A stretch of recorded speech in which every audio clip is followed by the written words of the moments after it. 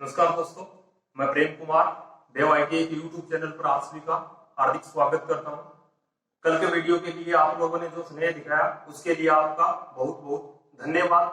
ठीक है, और कल ही के चैप्टर को अपन आगे चलाते हुए आज पढ़ेंगे। उससे पहले देखते हैं हम लोगों ने कल क्या पढ़ा था। ठीक है, हम लोगों ने सर्वप्रथम पढ़ा था कि मात्रकों को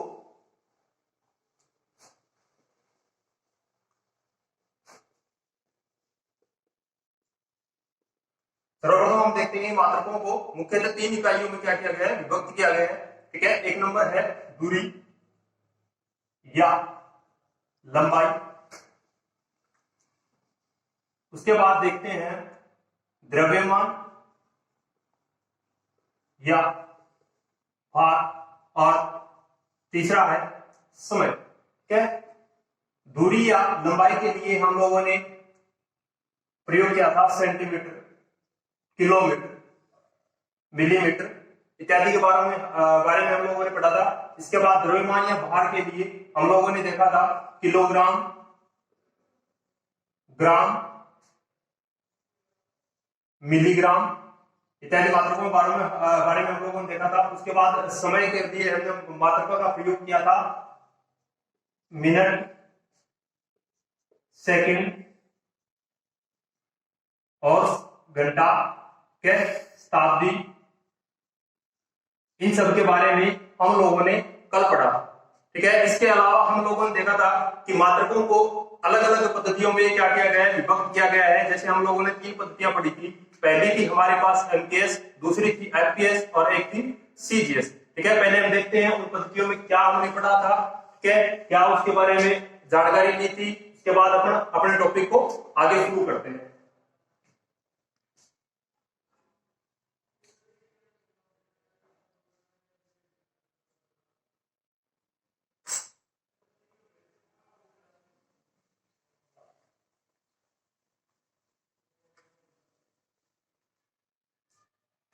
इसमें हम लोगों ने कल तीन पद्धतियां देखी थी। पहली थी हमारे पास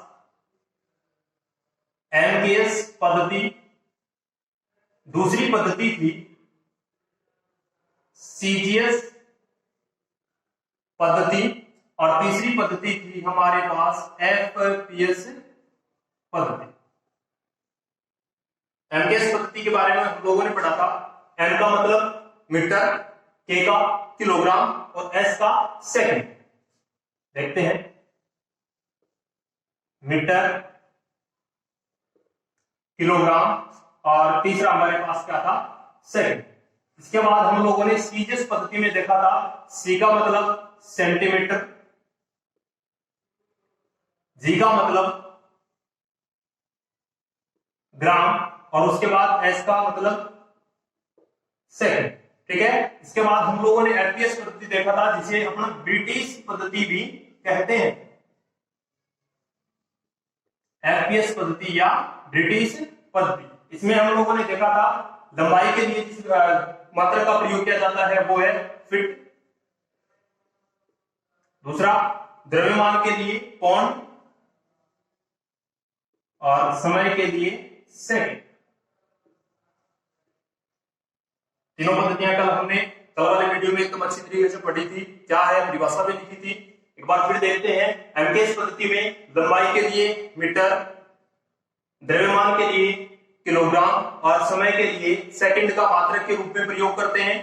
दूसरी देखते हैं सीजीएस पद्धति। सीजीएस पद्धति में लंबाई या दूरी के लिए सेंटीमीटर का और द्रव्यमान या भार के लिए ग्राम का तथा समय के लिए सेकंड का प्रयोग किया जाता है। तीसरी पद्धति हमारे पास थी एफपीएस पद्धति, या जैसे हम बोलते हैं ब्रिटिश पद्धति।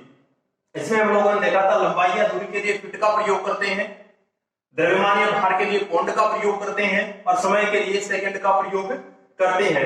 और इसके बाद हम लोगों ने देखा था कि इसमें तीनों पद्धतियों में एक चीज कॉमन रहती है, वो क्या है, सेकंड। अर्थात तीनों पद्धतियों में समय के लिए जिस मात्रक का प्रयोग किया जाता है वो क्या है, हमारा सेकंड। ठीक है, इसके बाद अपन आज का टॉपिक अपना आगे शुरू करते हैं। थोड़ा सा क्या है क्या नहीं है।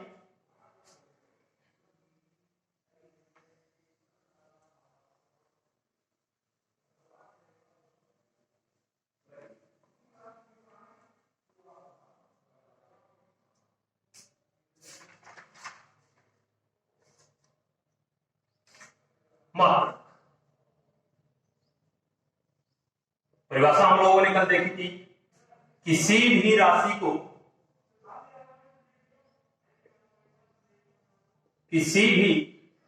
को व्यवस्थित तरीके से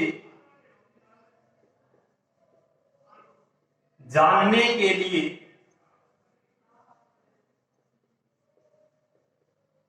मात्रकों का प्रयोग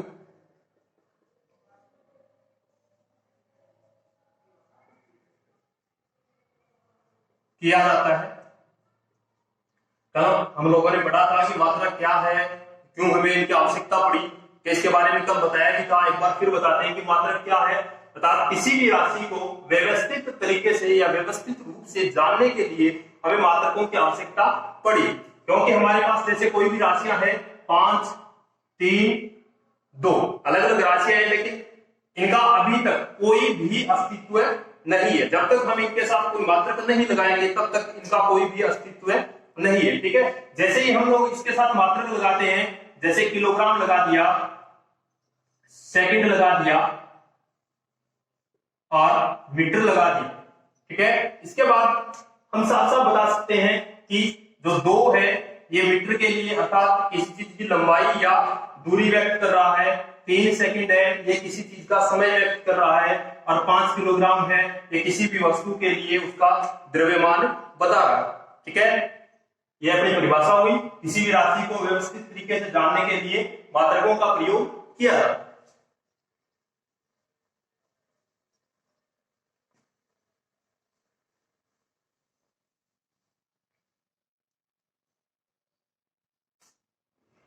देखो एमकेएस पद्धति हमारे पास किलोमीटर है, हेक्टोमीटर है, डेकामीटर है, मीटर है, डेसीमीटर है, सेंटीमीटर है और मिलीमीटर है। लेकिन ये है कौन सी पद्धति में?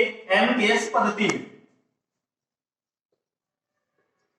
एमकेएस पद्धति, एमकेएस पद्धति में लंबाई के लिए जो मात्रक पाए जाते हैं वो है हमारे पास सर्वप्रथम तो किलोमीटर। ठीक है, लेकिन उन्हीं के रूप है हेक्टोमीटर है, डेकामीटर है, मीटर है, डेसीमीटर है, सेंटीमीटर और मिलीमीटर है। इनमें सबसे बड़ी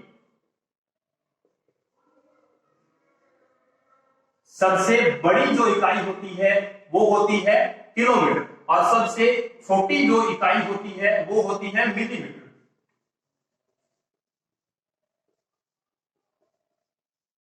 सबसे छोटी जो इकाई होती है वो होती है मिलीमीटर। अब देखते हैं इन सब में क्या संबंध है। ठीक है, हम देखते हैं कि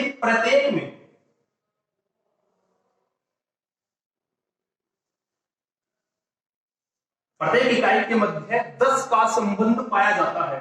जैसे किलोमीटर और हेक्टोमीटर के मध्य 10, हेक्टोमीटर और डेकामीटर के मध्य 10, डेकामीटर और मीटर के मध्य 10, मीटर और डेसीमीटर के मध्य 10, सेंटीमीटर और डेकामीटर के मध्य भी 10 और सेंटीमीटर और मिलीमीटर के मध्य भी 10 का संबंध पाया जाता है। अब देखते हैं कि 10 का अर्थ क्या है। तो देखिए हमारी सबसे बड़ी जो इकाई है वो कौन सी है? किलोमीटर, और सबसे छोटी जो इकाई है वो कौन सी है? मिलीमीटर। अब हम लोग इनमें से ज्ञात करते हैं, जैसे क्वेश्चन कैसे आता है, 2 किलोमीटर को मीटर में बदलिए। 2 किलोमीटर को मीटर में बदलिए। अब सीधे अपने को कुछ पता नहीं है कि मीटर कितने होते हैं कितने नहीं होते हैं। ठीक है, वैसे तो हम लोगों ने रट रखा है या शुरू से याद किया हुआ है कि 1 किलोमीटर में 1000 मीटर होते हैं। ठीक है, तो 2 किलोमीटर में कितने हो गए? 2000। अब वो होते कैसे? देखो ये संख्या अपनी ये इकाई कौन सी है? सबसे बड़ी, और ये कौन सी है? सबसे छोटी। अब देखो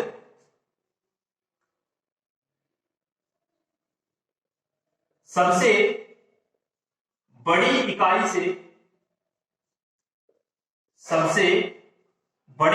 से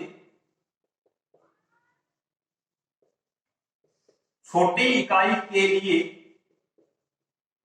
हम गुणा करते हैं।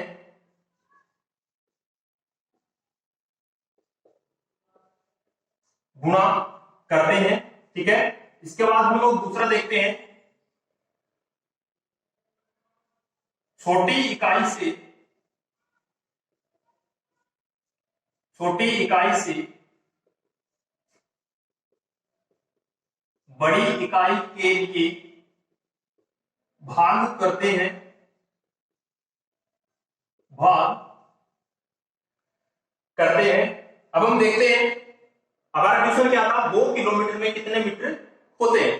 ठीक है, अब देखिए किलोमीटर हमारी क्या है, सबसे बड़ी इकाई है, उससे छोटी है हेक्टोमीटर, उससे छोटी है डेकामीटर और उससे छोटी है मीटर। हमें ज्ञात क्या करना है, मीटर ज्ञात करना है। ठीक है, तो हमें दिया क्या हुआ है अभी 2 किलोमीटर।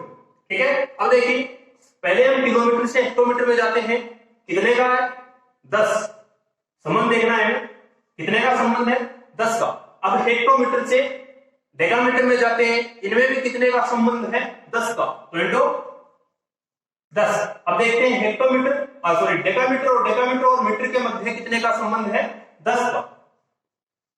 ठीक है, हो गया।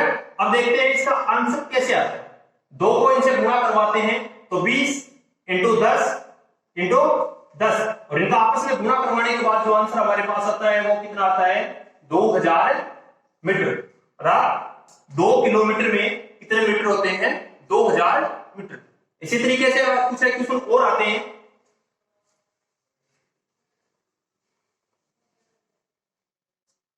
अभी क्वेश्चन आता है जैसे 10 मीटर में 10 मीटर में कितने किलोमीटर होते हैं। 10 मीटर में कितने किलोमीटर होते हैं। अभी हम लोगों ने देखा था कि बड़ी इकाई से छोटी इकाई की तरफ जाने के लिए क्या करते हैं, गुणा करते हैं, और छोटी इकाई से बड़ी इकाई की तरफ जाने के लिए क्या करते हैं, भाग करते हैं। तो देखिए वही मीटर छोटी इकाई है और किलोमीटर क्या है, बड़ी इकाई है। अब इनमें संबंध देखते हैं, हमारा मान क्या है, पहले 10 भाग करना है। ठीक है, अब देखते हैं मीटर और डेकामीटर में कितना संबंध कितने का है 10 का, तो 10 इंटू डेकामीटर और हेक्टोमीटर में कितने का संबंध है 10 का, तो इंटू 10 और हेक्टोमीटर और किलोमीटर में कितने का संबंध है 10 का संबंध। ठीक है, इसके बाद हम देखते हैं कि 10 से 10 तो क्या हो गया, कैंसिल हो गया। यहाँ पे कितना रह गया, 1/100। आंसर कितना आएगा हमारा 0.001 सॉरी 0.1 मीटर। ठीक है, इस तरह हम क्या करेंगे, ज्ञात करेंगे इनके मान।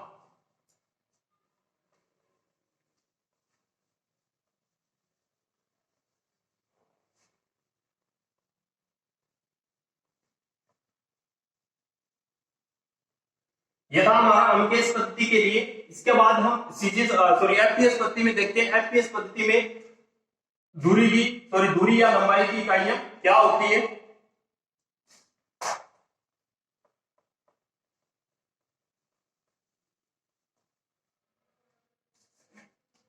एफपीएस पद्धति में मील, फरलांग, गज, फुट और इंच। ठीक है, ये पद्धति ये इकाइयां हैं जो हमें काम में लेनी है हमें।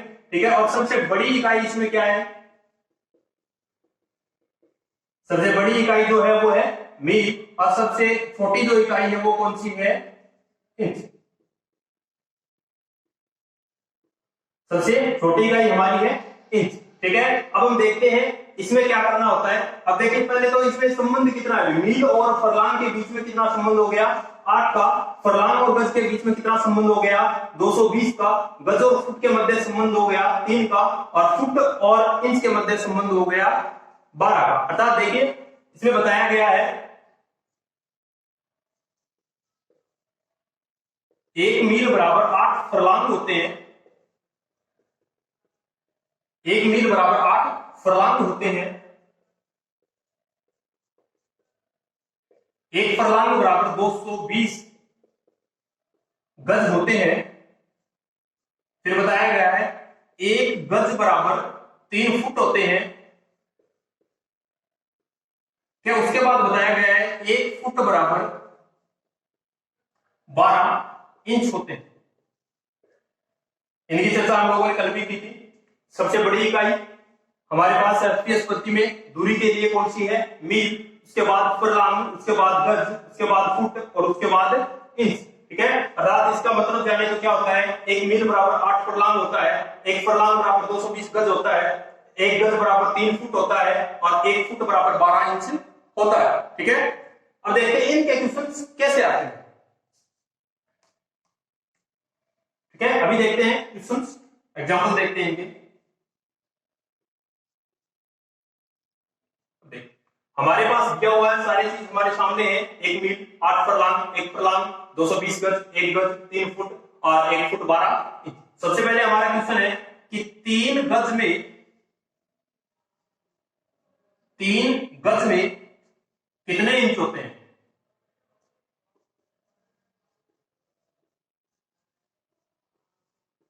कितने इंच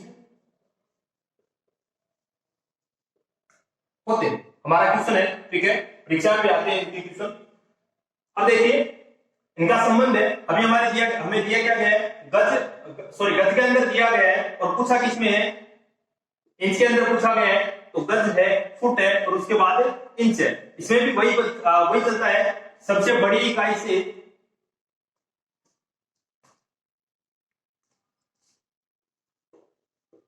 बड़ी से छोटी के लिए,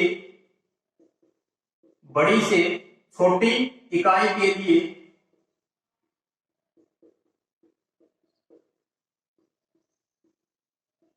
गुणा करते हैं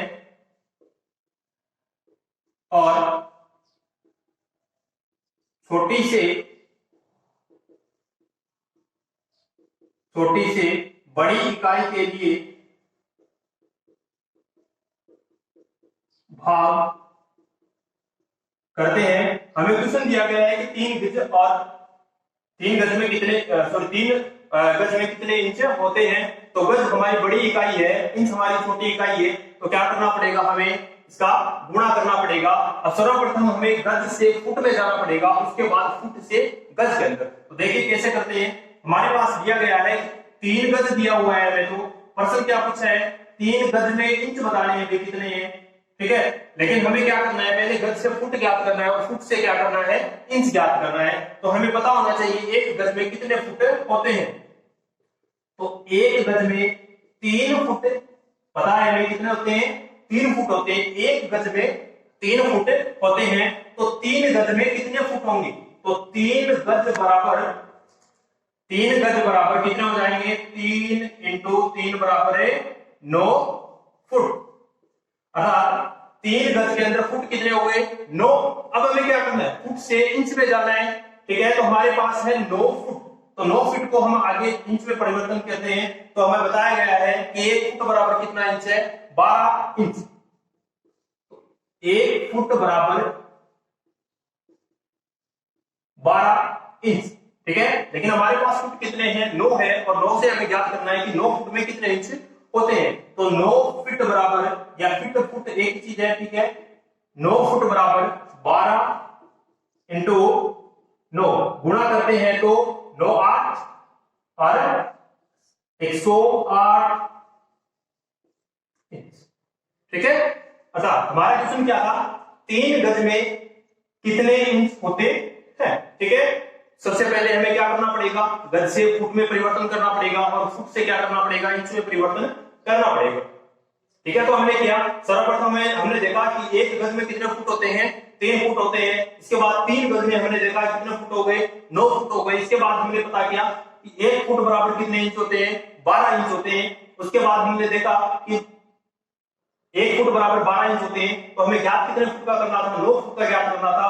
और फुट और इंच के मध्य संबंध कितने का है, 12 का संबंध है। तो 9 फुट बराबर 12 इंटू 9 कितने आ गए, 108 इंच। ठीक है, आगे देखते हैं।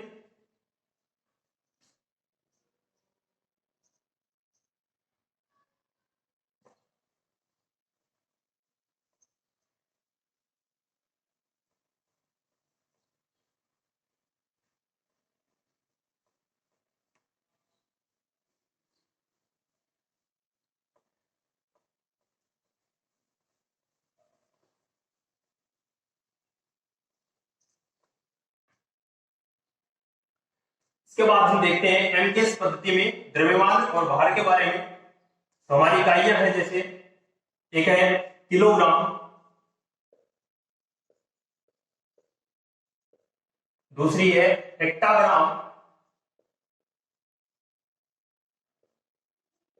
तीसरी है डेकाग्राम, चौथी इकाई हमारे पास है ग्राम,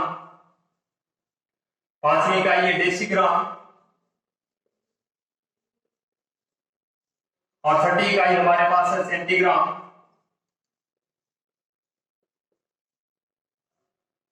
सेंटीग्राम, और उसके बाद सबसे छोटी इकाई हमारे पास है मिलीग्राम। इसमें भी हम देखते हैं सारी की सारी कौन सी पद्धति में है, एमकेएस पद्धति में है। ठीक है, सबसे बड़ी इकाई हमारी कौन सी है, किलोग्राम। सबसे बड़ी इकाई कौन सी है, किलोग्राम, और सबसे छोटी इकाई कौन सी है, सबसे छोटी इकाई हमारी कौन सी है, मिलीग्राम है। अब इसके बारे में देखते हैं इनके बीच में कितने का संबंध होता है। इनके बीच में भी 10 का संबंध होता है। जैसे किलोग्राम और हेक्टाग्राम के मध्य 10 का संबंध होता है, हेक्टाग्राम और डेकाग्राम के मध्य 10 का संबंध होता है, हेक्टाग्राम और ग्राम के मध्य 10 का संबंध होता है, ग्राम और डेसीग्राम के मध्य भी 10 का संबंध होता है, डेसीग्राम और सेंटीग्राम के मध्य भी 10 का संबंध होता है, और सेंटीग्राम और मिलीग्राम के मध्य भी कितना होता है, 10 का संबंध होता है। ठीक है, अब देखिए इसके अंदर हमें क्वेश्चन कैसे आते हैं, उससे पहले देखते हैं कि क्वेश्चन ज्ञात कैसे करते हैं। इसमें भी हमारा वही नियम लगेगा, सबसे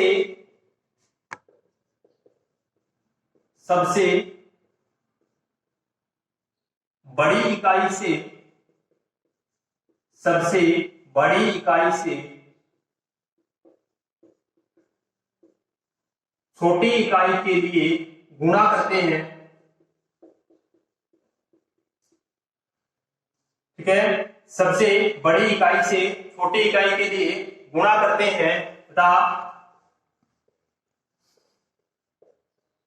सबसे छोटी इकाई से बड़ी इकाई के लिए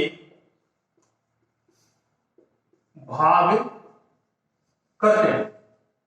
ठीक है, जैसे हमारा इसके अंदर क्वेश्चन आता है भाई, 1 किलोग्राम में कितने डेकाग्राम होते हैं।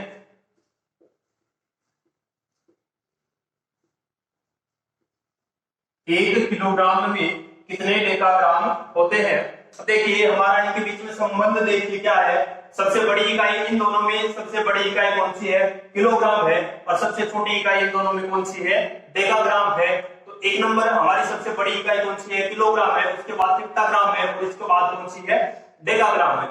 इनके मध्य आपस में कितने का संबंध पाया जाता है, 10 का संबंध पाया जाता है। अब हम देखते हैं सबसे बड़ी इकाई से छोटी इकाई के लिए गुणा, मतलब बड़ी इकाई दी हुई है, छोटी इकाई ज्ञात करनी है, तो क्या करेंगे, गुणा करेंगे। ठीक है, तो देखते हैं हमारा मान कितना है भाई, 1। ठीक है, अब देखिए किलोग्राम और हेक्टाग्राम के मध्य कितने का संबंध है, 10 का, तो गुणा 10। फिर देखिए हमें ज्ञात क्या करना है, हमें ज्ञात करना है डेकाग्राम, तो हेक्टाग्राम और डेकाग्राम के मध्य भी कितने का संबंध है, 10 का। ठीक है, इनको आपस में गुणा करवाते हैं, तो 10 × 10 कितने हो गए, 100, और 100 को 1 से गुणा करवाने में कोई फर्क नहीं पड़ता है। ठीक है, अब देखिए हमारा आंसर कितना आ गया,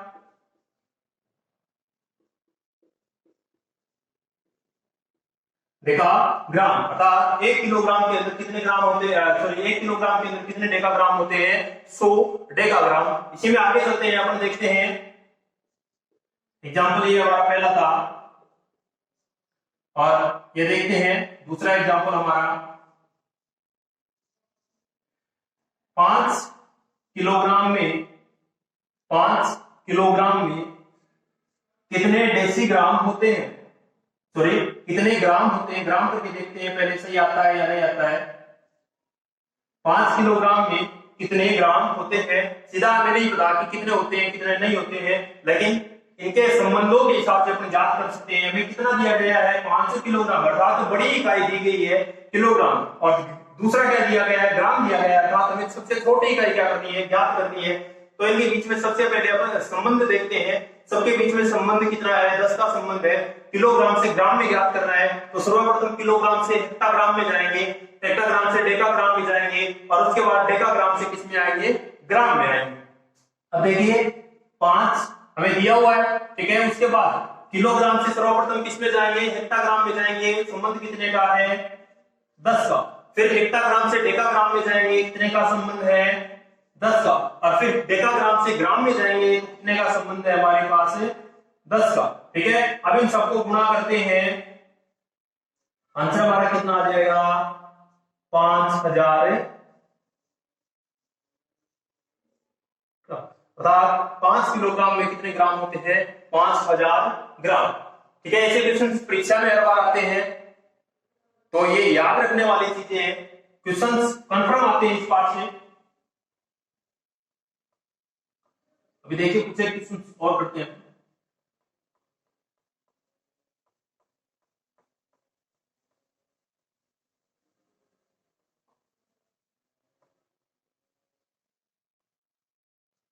जैसे अपन याद करते हैं 10 मिलीग्राम में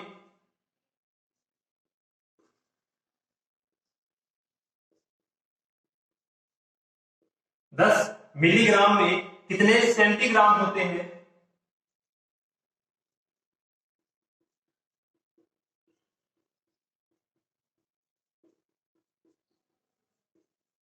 दस मिलीग्राम में कितने सेंटीग्राम होते हैं। अब सबसे पहले हमें देखना होगा हमें कौन सी इकाई दी गई है और कौन सी इकाई क्या है ज्ञात करनी है। उसमें देखेंगे मिलीग्राम जो सबसे छोटी इकाई है द्रव्यमान में, मिलीग्राम सबसे छोटी इकाई, ठीक है। और ज्ञात क्या करनी है हमें, सेंटीग्राम।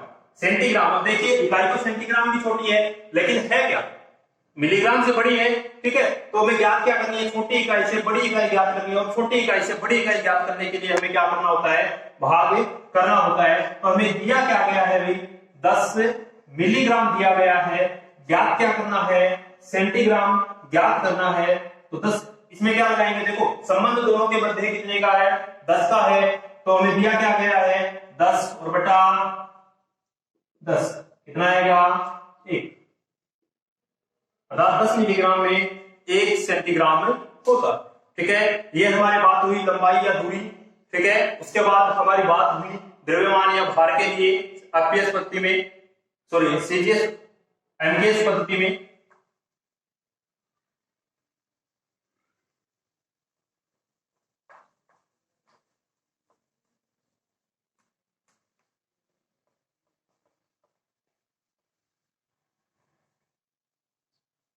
तो देखिए इसी के अंतर्गत चलते हुए अपन आगे बात करते हैं तापमान की।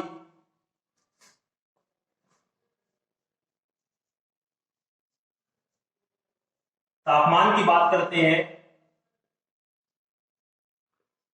इनका एक फॉर्मूला है, क्या होता है, C बटा 100 F माइनस 32 बटा 180 K माइनस 273 बटा 100 और R बटा 80, ठीक है। तीनों क्या है, सॉरी चारों क्या है, तापमान के रूप है। अब देखिए इन्हें हम थोड़ा सा छोटा करके देखते हैं। तीनों में नीचे 0 है तो एक जीरो से एक जीरो क्या कर देंगे, सभी के कैंसिल कर देंगे। इसके बाद भी एक बार फिर से ये संख्या कट रही है, ठीक है। तो देखते हैं कितनी बार, 5 बार, कितनी बार, 9 बार, फिर 5 बार और फिर 4 बार। इसके बाद हमारा फॉर्मूला यहां से बनता है C बटा 5 M माइनस 32 बटा 9 K माइनस 273 बटा 5 और R बटा 4, ठीक है। मोस्ट इंपोर्टेंट फॉर्मूला है, हर बार क्वेश्चन आते हैं इसके, ठीक है। अब इसमें हमारे पास एक क्वेश्चन सबसे मोस्ट क्वेश्चन है कि डिग्री सेंटीग्रेड और डिग्री फ़ारेनहाइट में कौन सा मान ऐसा है जिस पर दोनों के तापमान क्या होते हैं, इक्वल होते हैं। तो देखिए हम देखें, यदि सबसे याद रहता है तो -40 डिग्री होता है, जिस पर डिग्री सेंटीग्रेड और डिग्री फ़ारेनहाइट का मान क्या होता है, समान होता है। अब देखिए अगर हमें नहीं पता है तो क्या करते हैं, इन दो का पूछा गया है हमें, तो सिर्फ ये दो ही मान अपन क्या करते हैं, लेते हैं। जैसे C बटा 5 ले लिया, F माइनस 32 बटा 9 ले लिया, दिया नहीं गया है मान कौन सा भी, ठीक है। दोनों की जगह क्या मानते हैं, x मानते हैं, x बटा 5, x माइनस 32 बटा 9, ठीक है। अब देखिए इनका वजन गुणा करते हैं मान ज्ञात करने के लिए। 9 को x से गुणा करवाएंगे तो 9x, इनका गुणा करवाएंगे तो 5x, और आपस में गुणा करवाएंगे तो 160। बीच में चिन्ह कौन सा आएगा?